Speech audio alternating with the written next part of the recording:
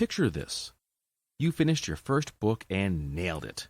The plot, the characters, all the twists and turns. This one's a winner, and all you need is the right cover. If you've got my art skills, this is the part where panic usually sets in. Enter the cover villain, hero to writers everywhere. Founded by noted author Remy Flagg, Cover Villain focuses on composite image covers for science fiction and fantasy writers. Give them the details, and they'll craft a cover using popular trends that everyone will want to see. But wait, you say, I've got ideas of my own. No problem, as Cover Villain loves a good collaboration. As they say, our goal is to put a little villain in every cover we make. Want to know more? Then head to covervillain.com and follow them on Facebook and Instagram.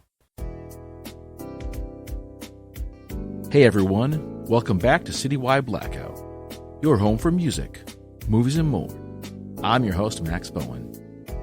In our final episode of 2020, I sat down with author Annette Berkovits to talk about her new book, Erythra Thalassa, Brain Disrupted. When Annette's son was taken to the hospital for a stroke, she found writing to be a comfort, putting down her thoughts on faith, hope, and guilt. At the time, it was just meant for her own eyes. But as she continued to write, the decision was made to publish her work. Annette talks frankly about what led to her son's stroke and his life today, particularly his love of music. We talk about her faith in science and how she kept it during this time, as well as how she stays positive.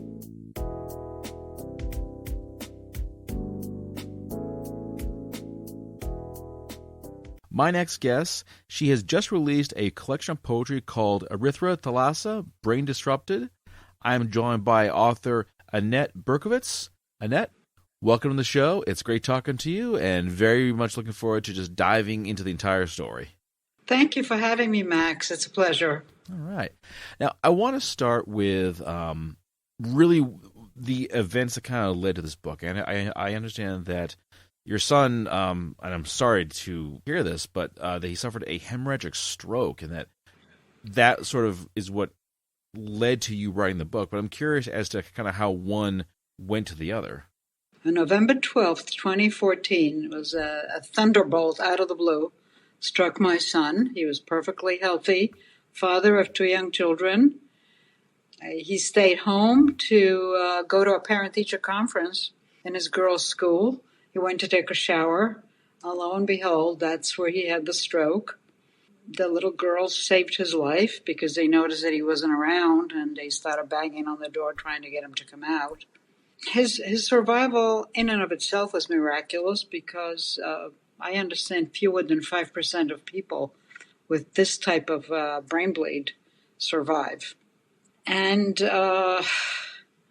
he survived in a very bad condition. That is to say, he is not quadriplegic in the sense that his spinal cord is severed, because it's not, but he cannot move his head, his arms, his legs, nothing. He is absolutely immobile. And it's hard to imagine a life like that. He's a big guy, 6'3", heretofore perfectly healthy. He was 46 when it happened. And, no one's prepared for that, and certainly young people are not prepared for that. Young people, they don't have their affairs squared away, they don't have wills, they don't have insurance provisions, and on and on and on and on. So he was in a coma for a very long time. He had multiple brain surgeries. And I think with each subsequent procedure, he probably got worse. There was quite a bit of doubt as to what will happen with his cognition. Actually, his case really points to me how little we know about the brain, because the doctors thought he could get up and walk in 4 or 5 months. But that didn't happen. They didn't know whether there would be anything left of his brain. But his brain is miraculous. He has a perfect recall of everything that happened from practically the day that he was born. His memory is fantastic. His long-term memory. His short-term memory is not quite as good, but it's good. So, he has to live the life of the mind when he's in bed, because literally cannot do anything. He requires 24/7 care. And it's hard for him. I was thinking about him, especially at this time of the year, all the things that he loved to do with his daughters that he can't do, like apple picking in the fall, and he was like the master pumpkin carver with his girls. And now the holiday of Hanukkah is coming, and he loved to grate a mountain of potatoes and make potato pancakes, spread grease all over the kitchen as he was doing it, or going with his wife and daughters to pick out Christmas trees, or have snow fights with his girls. Now, he can't do any of those things, but I was thinking, well, as hard as his life is, there is always something beautiful in life, so long as you're alive. And there are things that he still enjoys and can do. So, for example, he's a big news junkie. So he is really up and up on all the news and politics. He made sure that I got him an absentee ballot so that he could vote. So food is one of the things that he's always liked, and now it's practically the only sort of sensory thing that he can experience. So he loves food, and he loves for people to make him his favorite dishes. He loves music, which is why I had hired two wonderful musicians, a guitarist and a trombonist, to come and play for him weekly, and he would name all the favorite bands that he knew of. I mean, he would mention bands from the 60s and 70s that I never heard of, and I would say that again, what is the name? And it'd surely be a musical group that I never heard of. And he would ask them to play for him their own compositions as well as music that he's known and loved. And books. He loves books. As a gift for him, I buy him books on Audible. He's got a library of hundreds of books. Right now he's listening to The Splendid and the Vile, the Churchill saga. So those are the things that he is able to do and does. And now his newest thing, which is really fun for me to know about, we've hired an additional aide because he really needs two people to take care of him at one time because he's such a big guy. He's got a Polish aide who has decided that she's going to teach him Polish. So, I speak Polish, but my kids and my husband don't, so I don't get a chance to use it. But now when he calls me, he says, "Hello, how are you?" in Polish, and that's nice for me to know. And, when possible, speaking of the arts, he loves the theater. He was desperate to see Hamilton. He really wanted to see it so badly. And the state of the theaters, probably everywhere, but especially in New York, all theaters, they're not handicapped accessible.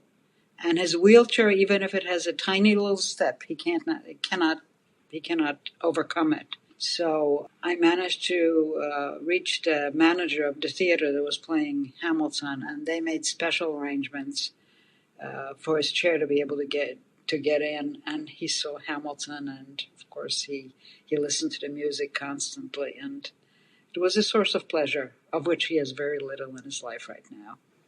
I do think it's impressive that it sounds like he's doing like a lot of different things, like learning Polish. He has the weekly music. He's getting big into like the audiobooks. So if that makes any sense. Yeah, it does make sense. He recently asked me to help him fine-tune the lyrics for a song that he wrote for his wife and daughters. And your listeners can actually access the song on my website. My website is just my name, AnnetteBerkovits.com, and can learn a lot more about him and his life before the stroke, which was really amazing. Also, places he went and things he did that were quite remarkable for a young man. You had asked me before, Max, how did I come to write this book? When I retired from my job at the Wildlife Conservation Society, more popularly known as the Bronx Zoo in New York, I wanted to write. I had wanted to write all my life, but to really write, you have to apply yourself. And I had a very big, responsible job. I couldn't devote the time I needed to write. So I started writing a memoir of my father's survival through World War II, the Nazis, the Soviet gulags, and post-war communism in Poland. So I wrote that book, and while I was waiting for feedback from my editor, I wrote my second book, which I titled Confessions of an Accidental Zoo Curator, because in fact, I did become a curator by accident. It's quite a story.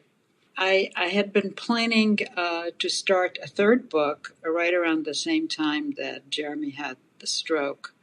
And as I was sitting grief-stricken in hospital hallways in front of operating theaters waiting for the surgeon to come out and tell me if he made it through, the only thing that kept me from going nuts was to write. So I used my phone. I used the notes function on my phone. And I wrote, and I didn't write with a purpose to write a book. I just wrote my emotions out. And I did that for over a year that he spent in hospitals. He spent in different hospitals and rehabilitation centers. And then I took a look at it recently, and the 6th anniversary of his stroke was coming up.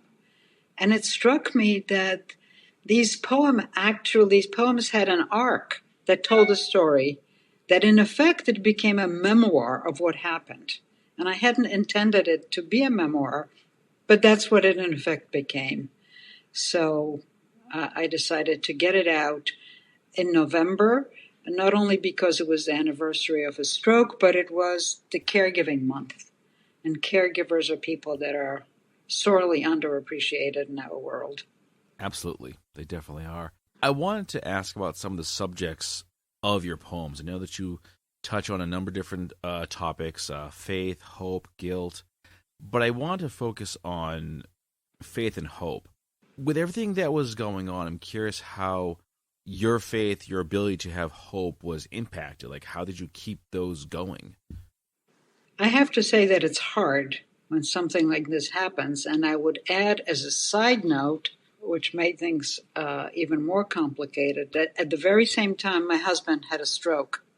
I know, as unbelievable as it sounds, at one point I had him in the Presbyterian Hospital and my son in Lennoxville Hospital, and I was running back and forth like a crazy woman with such anxiety and such fear. So to go back to your question of faith, I'm a trained scientist, biologist, and my faith was in science. I was looking for a breakthrough on the brain because I know that many parts of the brain are still terra incognita. We know very little about it. And I know that there are some outstanding scientists working on all facets of the brain. So I was hoping that they would come up with something, and I still do. And as a matter of fact, just this week, I learned of a physician who has come up with some sort of an injection into the brain that reduces the inflammation that has helped people improve outcomes. Now, I have to research the studies that have been done on it. Actually, a double-blind study has been done in Australia this year, actually, and I'm trying to get a hold of it. So your question about faith, I have a deep faith in science. Now, you mentioned the other two books that you've written, In the Unlikeliest of Places and Confessions of an Accidental Zoo Curator, Right. which Yeah. I gotta say is probably one of the best book titles I've heard in quite some time. But this is something new. This is a book of poetry. Did you find yourself facing any new obstacles that you didn't face with the first two books? Well, yes and no. The no part has to do with the fact that I didn't know I was writing a book.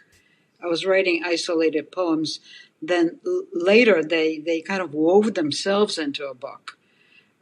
So it was easier in that sense. Now, I should have said that as soon as I retired and decided that I was going to have a new life as a writer, I had a writing career, I took a bunch of writing classes of all sorts, including poetry.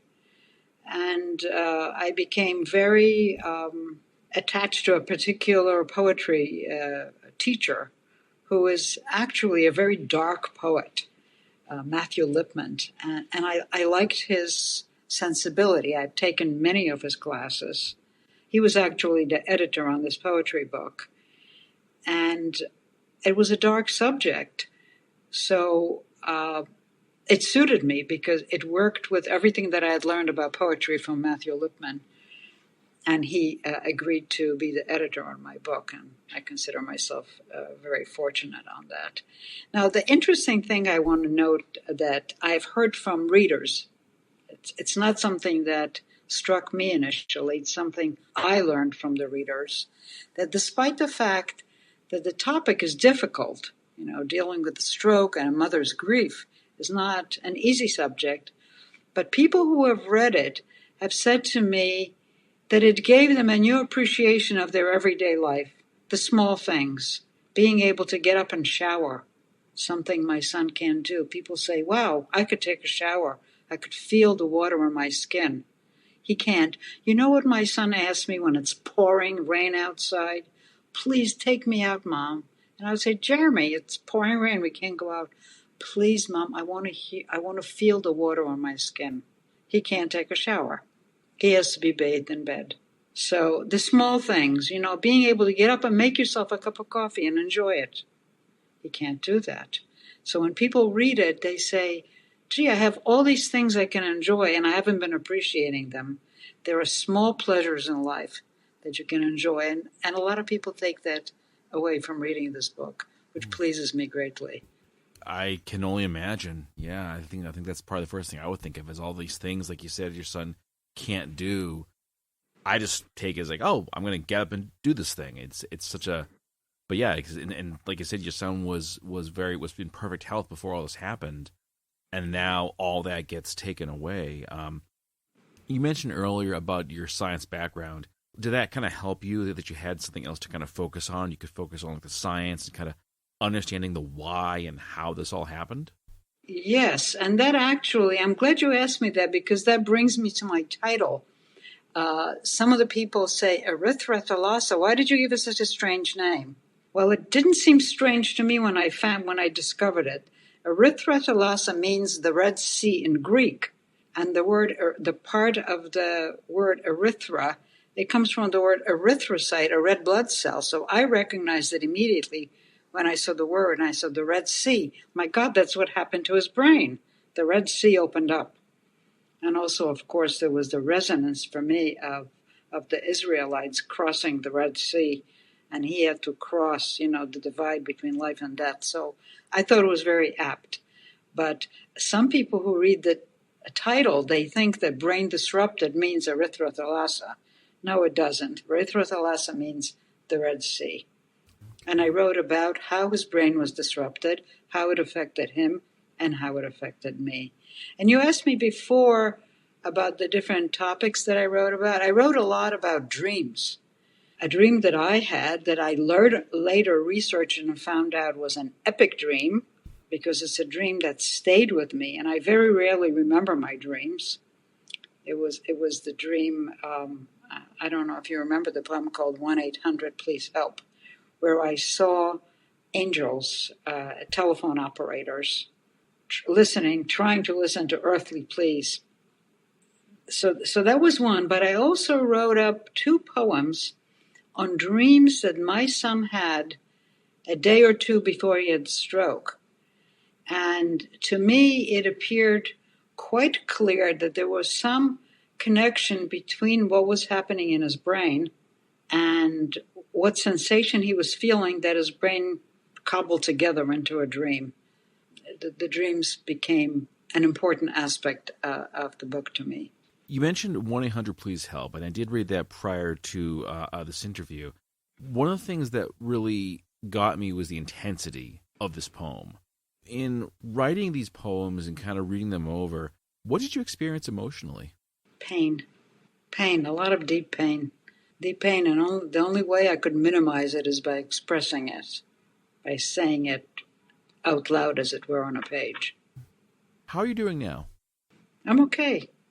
I'm always thinking of new ways to help my son. I noticed that his vision was very poor, and I ended up taking him to a neuro-ophthalmologist. My God, I didn't even know such a specialty existed.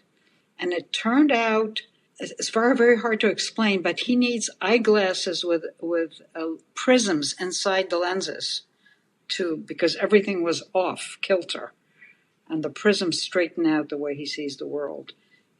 Things like that. Because of the stroke, he can't close his eyes at night, certainly not fully. So he can't sleep. So I recently researched something that I would have never known about. They have these night goggles that protect the eye, the moisture in the eye. So purchased those for him. I always read new research papers and things of that sort. But also, I'm waiting with my bated breath for COVID to be over, so that I could arrange for him to go to a concert or to a theater, to anything I can do to enrich his life. And also, I should have added this because I think it's important. My son is one of the people in my family that inspired me the most to write. He had gotten me a book by Hemingway for my birthday some years before I even retired from the Bronx Zoo. And he says, "Mom, you have it in you to write the true American novel. I'm waiting for it." So I felt like he threw me a challenge. So when I write my novels, I often read him sections and he comments. It's very hard for him to speak sometimes. His speech is very uneven. Some days he can speak well, but very quietly. His voice is very low. He's got some damage to his vocal cords. But some days it's very hard for him to get the words out.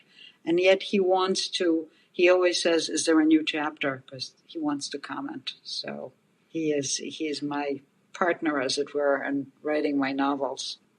When I speak to people who have written books relating to a tragedy, they often tell me that writing was cathartic for them, that it helped them in ways that talking to a therapist or a priest or what have you just couldn't do. In the writing these poems, in putting out this book, do you think it's kind of helped you to move forward? There is no question that writing this book and getting it out to the world and having people appreciate it has helped me a great deal. The writing has, and also the fact that other people say, I have felt things like this about various losses in my life, and you have put words to them, and that's very gratifying to me. So by all means, it has helped me, yes. Is there one poem in this book, if people were to read just one, which one would it be? Oh my goodness. That's like picking your favorite child. Give me 1 second. Sure, of course. You're right. It is like picking your favorite child. I might, even though there are many others, I might say, this is a long title of this poem. You can say consistency is the hobgoblin of small minds, and maybe my mind is small because I am frightfully consistent in matters of life and death. Wow. That's one of my longest titles. That's a great title. What is that about?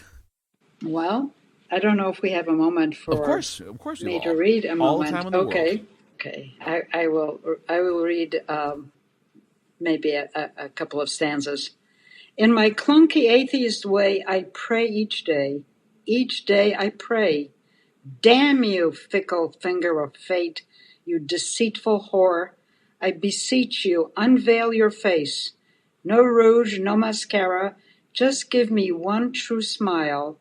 Just this one time, keep your red-tipped claws out of his flesh. I promise I won't ask for more. I'll pay you with gold, wash your feet with my tears. Daily I say out loud, only idiots pray. Which God is great? Which God is good? What has he done for humanity lately? Has cancer been cured? Has ISIS stopped beheading infidels, raping little girls? The fool's blind to the pathetic failure of prayers. Can they see it's all a matter of chance? An oak in a storm crushes an SUV, a mother and a baby too. A plane plummets into the depths.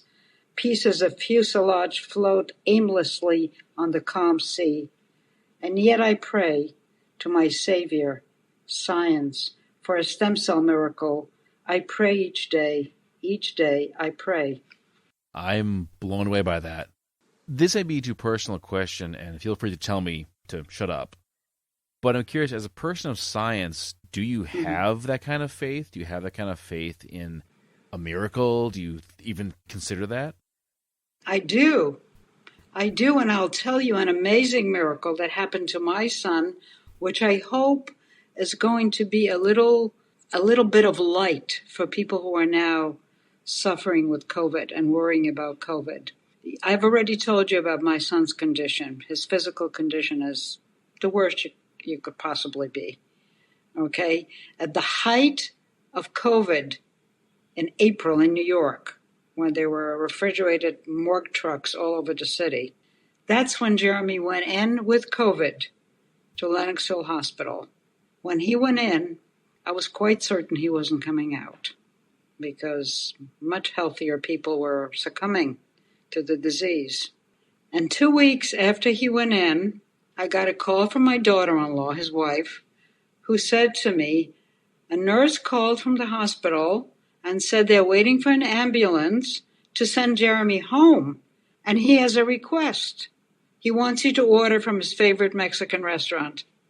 He made it. Wow. He survived COVID in his condition. It's unbelievable.